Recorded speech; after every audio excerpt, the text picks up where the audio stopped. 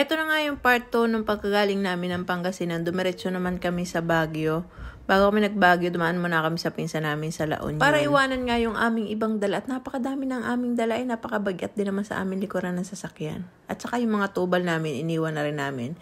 Nadaan na nga natin itong mahabang tulay ng pagpasok ng La Union. Mabuti na nga lang talaga at may mga kapinsan tayong dito mababay. Laging may dadaanan. Umalis nga kami sa Antong Falls ay 9:21 AM. Pagdating namin dito sa Arco ng La Union, 9:53 AM. Halos nasa 30 minutes lang yung biyahe namin from Pangasinan hanggang dito sa La Union. Masasabi kong napakalapit na nga rin ng Pangasinan papunta dito sa Baguio. Pagdating nga namin dito sa Tuba Poblacion, makikita mo talaga na may mga pags na pataas na ito. Napakaganda ng view dito mga tiyang at ang lamig na rin ng simoy ng hangin. Ay kung kami nga hindi rin nagmamadali-madali, bababa sana kami para magpicture-picture at parang nasa ibang bansa nga dito. Pag dumaan ka nga lang dito sa Tuba Poblacion, pag naabutan mo nga lang din yung malalaking truck na umaahon dito, ay talagang kunting tiyaga at kunting ingat nga lang din. Talaga namang yan ang taas din naman ng ahon. 11:34 nga ay nandito na kami sa mahabang tulay na ito. Napakaganda dito mga tiyang. Magto-12 nga dumating na kami sa SM. Magpa-park sana kami kaso punuan. Kaya minabuti na lang namin. Pumunta na kami doon sa aming transient para doon mag-park. Tapos bumalik ulit kami dito sa SM para naman kumain. Taxi na lamang kami mula doon sa Brent Hill hanggang dito sa SM. 60 to 80 pesos nga ang bayad sa taxi. Depende yun sa traffic.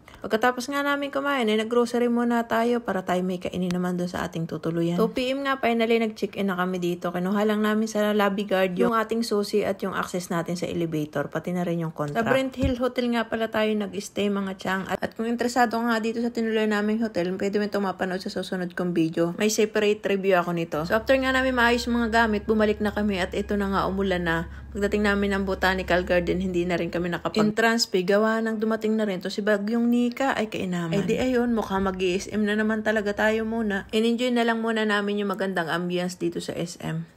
Dito nga sa Baguio SM, may ramdam mo na rin talaga na magpapasko na. Tingnan mo naman, meron na agad din sila ditong pa Santa Claus at dami nagpipicture. Ngayong oras pa nga, tumila na yung ulan kaya nagsimula na kami maglakad. Mas gugustuhin namin nga maglakad dito. Gawa na nga ang sobrang traffic din naman pag lagi ka nakasakay. At andito na nga tayo sa Session Road. Kumbaga ito yung sikat na daanan dito sa Baguio. Inaabangan ko nga sana dito si Kuya Noel, yung kulay green na tao, kaso hindi natin natsimpuhan.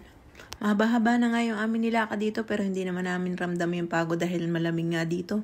Hinahanap din namin yung the good taste kaya dinaglakad-lakad kami. Pang-apat na punta na nga namin dito sa Baguio pero parang hindi pa rin nakakasawa.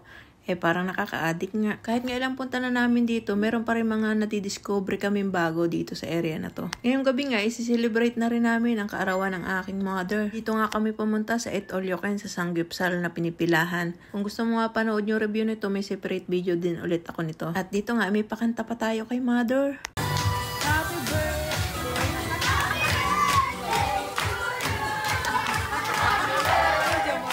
At nakakatuwa nga, ito nga mga kabataan dito sa kabila ay halos lahat kumanta. Game na game nga ang mga taga Baguio Ay kasaya tuloy ni mother.